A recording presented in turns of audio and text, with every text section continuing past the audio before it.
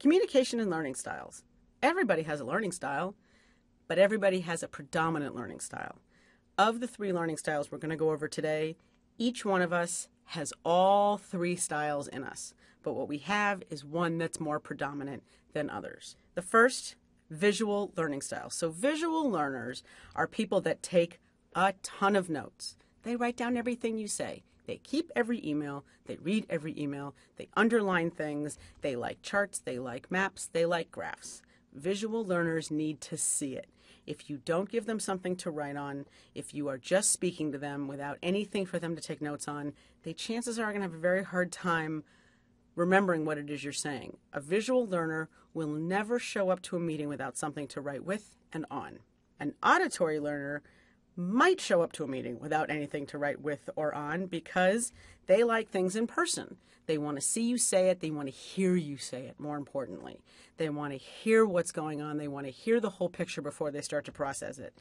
They love town hall meetings. Why? Because there's all kinds of different things there for them to hear and listen to. This doesn't mean that they don't have a visual component.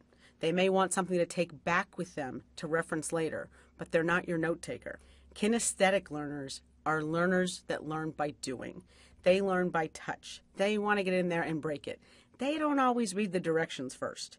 They get in there and think, this goes with this, or this goes with that. They get into computer programs and start clicking around because they think, you know what, I can probably figure this out. And in a lot of cases, they can, because they're the type of people whose brain thinks while they're doing. They like practicality. They like to be able to get in and touch things. Now, this is not to say, like I said, that if you're a visual learner, you don't have a really significant auditory and kinesthetic part. You do. Everybody has all 3. Nobody is just one. There are certain things that you like to get in and touch and play with and break to learn how to use it. There are lots of things that you like to listen all the way through to and then discuss back and forth so that you understand it. And there are certain things that you need notes, graphs, charts so that you can write notes down so that you'll understand it.